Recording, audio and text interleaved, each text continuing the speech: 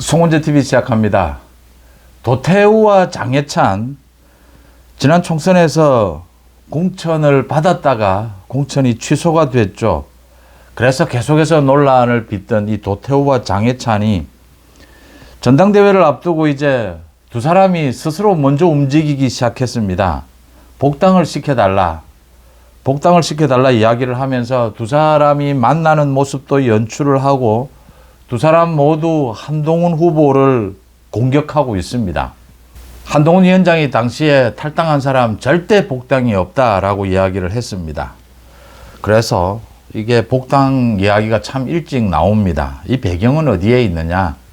그러니까 지금 조정훈을 비롯해서 일부에서 도태우 장해찬을 부추기고 도태우 장해찬도 복당을 해야 한다. 그래서 한동훈을 공격을 합니다. 한동훈의 공천이 잘못됐다. 총선 패배액을 이제 부각시키려고 하는 것이죠. 그러니까 한쪽에서는 또 강력하게 반대를 합니다. 이 탈당을 해서 해당 행위를 한 것인데 복당이 무슨 말이냐? 이런 식으로 이제 당내에서 이 복당, 도태우 장해찬만 있는 것이 아닙니다. 여러 명이 있습니다. 언제나 뭐 총선을 지나고 나면 흔히 있는 일입니다. 이 전체의 복당 문제를 당의 화합 차원에서 검토를 한번 해야 하지 않겠느냐라는 주장과 아니다라는 주장이 맞부딪힙니다. 그런 가운데 도태우 장해찬은 계속 이 한동훈 후보를 공격하고 있습니다. 먼저 어떻게 공격하느냐부터 말씀을 드리겠습니다. 도태우는 이 한동훈에 대해서 보수 정체성에 강한 의구심이 든다. 패션, 이 옷맵시, 패션이 아니라 패션, 이 열정을 추구해야 되는데 한동훈은 옷맵시만 강조를 하고 열정이 없다. 뭐 인간적인 이런 열정이 없다. 형식 논리적이다. 열정, 헌신 이런 드라마가 느껴지지 않는다. 인신공격이죠. 인신공격. 감정적으로 한동훈에 대해서 인신공격을 하고 있습니다. 그 다음 장해찬도 마찬가지입니다. 도태우는 대구였고 장해찬은 부산에서 출마를 했죠. 끝까지. 출마를 해서 보잘것없는 지지율로 떨어졌습니다. 이 탈당을 해서 무소속으로 출마를 했죠. 장해찬도 이야기를 합니다. 뭐 보수의 가치가 온데간데 없어졌다. 뭐 집안에 기둥뿌리를 뽑고 지붕과 창문을 치장하는데 정신이 팔렸다. 지난 총선 때. 이거 지금 김경률을 이야기하고 있습니다. 당의 기둥뿌리를 뽑아내고 참여연대 김경률이 당을 차지했다. 그러면서 한동훈을 계속 공격을 합니다. 한동훈을 공격을 하면 자신들의 복당 문제도 해결이 되고 지금 한동훈을 반대하는 일부와 연대했다라는 그것은 거의 분명해 보입니다. 당에서 논란이 있을 수 있습니다. 찬반 논란이 있을 수 있습니다. 도태우 장해찬의 이 공천 문제가 불거졌을 때 제가 그 당시에 기억을 해보면 제가 한 3가지 정도 문제를 말씀을 드렸습니다. 첫째, 도태우 장해찬이 보수의 전사다. 그런데 정치적으로 도태우 장해찬의 공천 문제를 가지고 지금 그것도 선거 중에 이걸 가지고 한동훈을 공격하는 것은 굉장히 어리석은 일이다. 도태우 장해찬의 문제가 10이라면 이 전체 선거를 치러내야 하는 한동훈의 리더십 부분은 중요도나 긴급한 것으로 100에 가깝다. 한동훈 리더십, 그것도 총선 중에, 전쟁 중에 이 흠집내기를 하는 것은 맞지 않다. 적정한 수위의 비판 정도는 모르겠지만 이 부분을 제가 지적을 했고요. 그 다음 두 번째, 현실적으로 도태우 장해찬이 영남에서 무소속으로 출마해서 이 승부를 할 만한 그런 급이 되지 않는다. 그래서 도태우 장해찬이 이 출마를 끝까지 고집하는 것은 굉장히 어리석은 일이다라는 부분도 지적을 했습니다. 그건 결과로 입증이 됐습니다. 이것 때문에 얼마나 많이 총선에서 내부 분열이 있었고 불필요한 낭비가 있었습니까? 이제 앞에 2가지는 도태우 장해찬의 문제라면 이제 나머지 하나 더 있는 것은 이 한동훈 리더십, 한동훈 지도부에 대한 이야기입니다. 도태우 장해찬의 이 말 실수, 이 막말이 있었습니다. 이 막말이 있었고 공개되지 않은 것도 있었다. 그래서 이 고민해서 이제 이 뒤집은 것이죠. 뒤집은 것인데 그 대타로 내는 공천을 준 사람도 이게 문제가 많았습니다. 다른 지역에서 지금 경선에서 떨어진 사람을 지역을 옮겨서 공천을 주고 이게 한동훈도 도태우 장해찬을 쳐내면서 좀 무리하게 쳐낸 거죠. 이 절차상의 문제도 있었던 것이죠. 이 한동훈도 그래서 고민했던 겁니다. 그렇게 해서 노린 것은 수도권에서의 지지율이었습니다.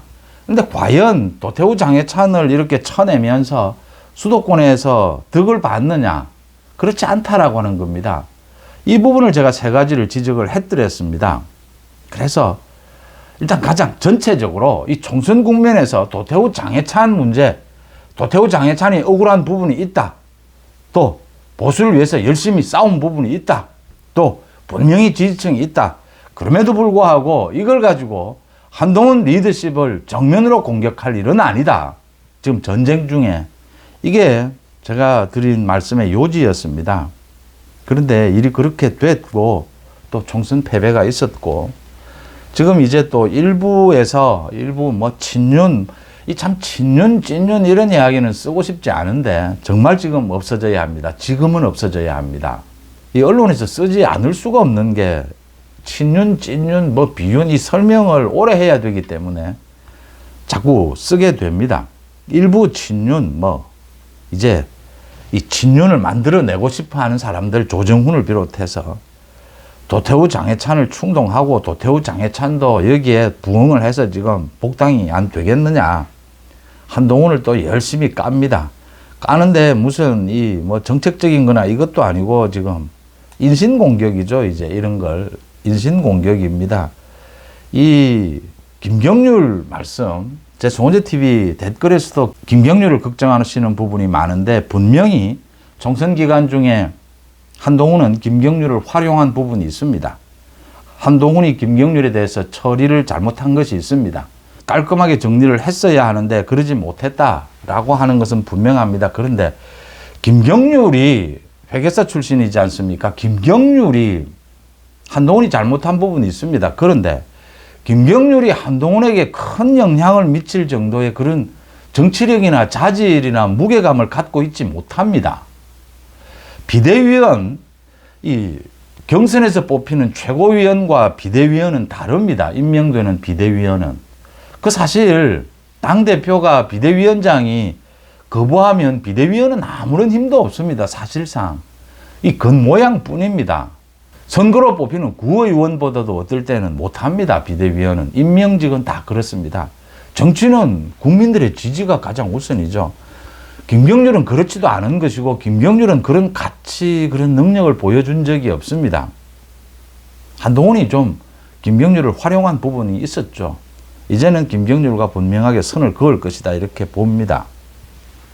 이 부분을 이제 다시 이 장해찬도 이야기를 하면서 한동훈을 공격을 합니다. 뭐 보수의 정체성 이야기를 합니다. 보수의 정체성 많은 사람들이 생각이 다를 겁니다. 그런데 보수의 정체성 가운데는 포용력도 있고 넓이도 있습니다. 그런 부분을 가지고 지금 이렇게 하는 게 참 못마땅합니다. 그런데 결론적으로 저는 이 도태우 장해찬 이번에 복당 논란 일으키지 말고 복당을 허용하자.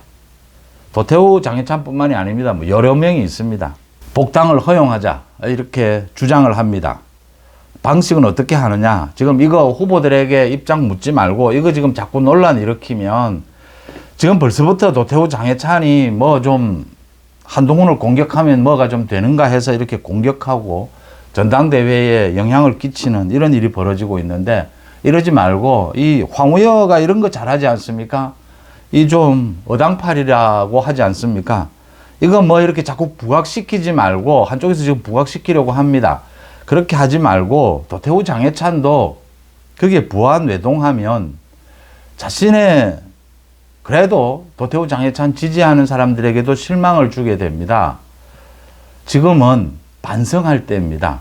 반성하고 자신들이 억울한 부분이 있었다 하더라도 복당을 할 때는 이 조용하게 처리하는 것이 맞습니다. 황우여도 이런 부분 가급적이면 조용하게 빨리 처리를 하는 것이 어떻느냐.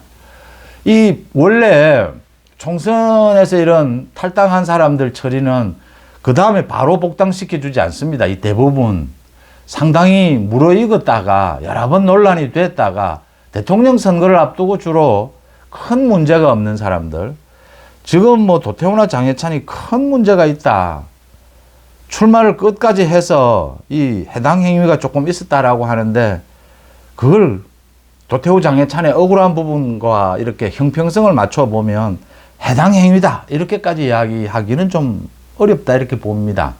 장해찬이 선거법 위반으로 지금 재판을 받고 있는데 그 부분도 이게 심각하게 뭐 복당을 허용하지 않을 정도의 문제는 아니다. 당을 같이 하지 못할 정도의.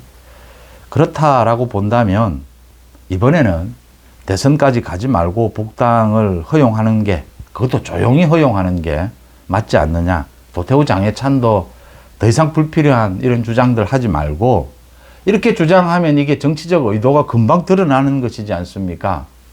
황우여가 이걸 정리해서 복당을 이번에 다들 시켜주는 것이 어떻느냐. 그 이유는 뭐 역시 단합입니다. 당의 단합. 지금 민주당은 이재명이 뭐 당대표를 연임하겠다라고 하고 있습니다. 민주당의 아버지니까 뭐 자기 마음대로 해도 됩니다. 아무도 지금 대항마로 나서지도 않습니다. 저건 이미 당이 아닙니다.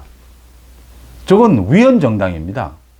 그런데 저런 정당에게 지금 국가 예산을, 저 정당 운영비를 다 대주고 있습니다.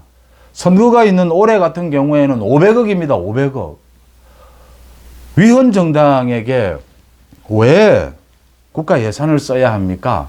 위헌정당을 처리하지 않는 것은 윤석열 정부가 이 위헌정당에 동조하는 것입니다.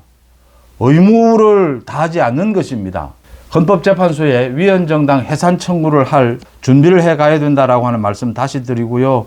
지금은 물론 대선 때 이 대충 다 보통 큰 문제가 없는 사람은 다 복당을 시킵니다. 이제 시기적인 문제입니다.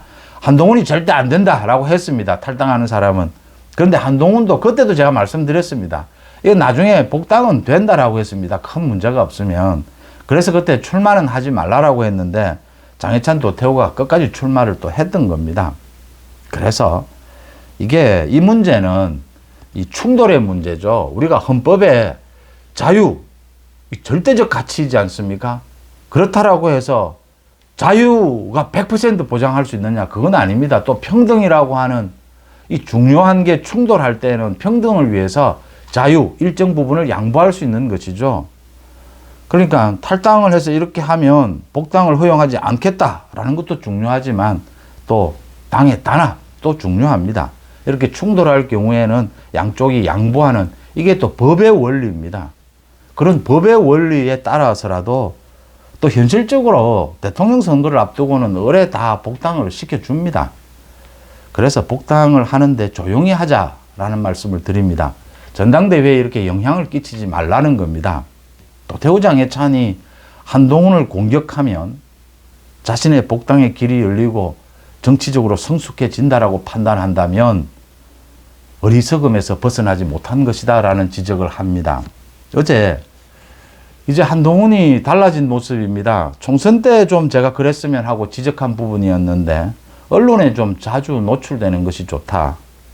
물론 당대표니까 비대위원장이니까 뭐 스피커가 큽니다.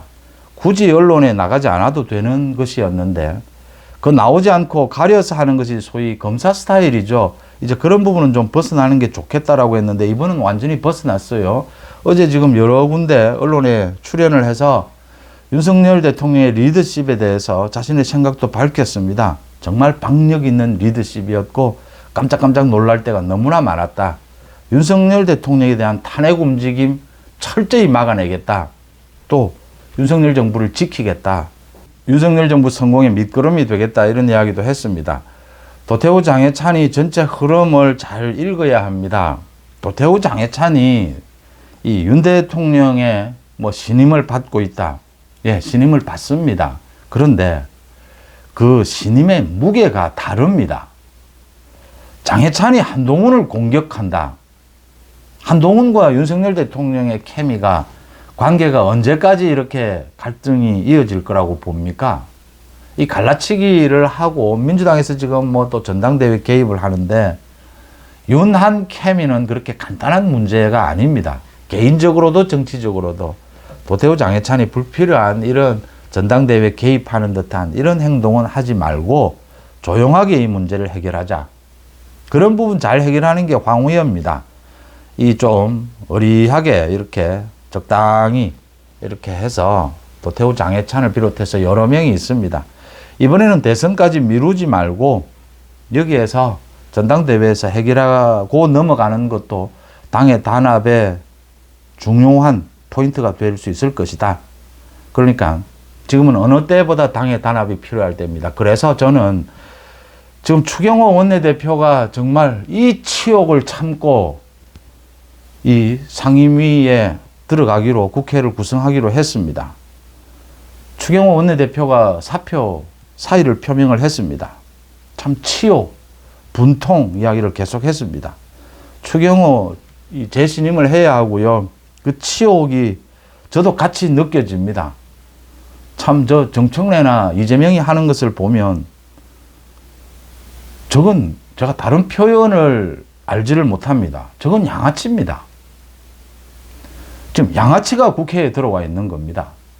그 양아치 아들들이 지금 국회를 장악하고 있는 겁니다. 그래서 저는 굉장히 아쉬운 부분이 많지만 국민의힘 국회의원들, 지금 현역 의원들 비난하지 않습니다. 비판하지 않습니다. 뭐 그래도 최선을 다해 보려고 발부둥을 치고 있다라고 봅니다. 대표적으로 추경호 참 정치판이 환멸이 느껴질 겁니다. 그렇지만 신발끈을 다시 동여매야 합니다. 뭐 이 치욕을 딛고 정말 또 일어서야 합니다. 뭐 누구 탓할 것도 없습니다. 총선에서 졌지 않습니까? 그런데 이제 이길 수 있습니다. 이제 환경은 바뀌고 있습니다. 사법 리스크도 커지고 있고 이재명 언제 구속될지 모릅니다. 민주당은 이재명 구속되면 괴멸입니다. 저 위헌정당입니다. 이런 상황에서 도태우 장해찬 뭐 더 자꾸 논란 일으키지 말고 적당한 선에서 비대위에서 결정을 하면 됩니다.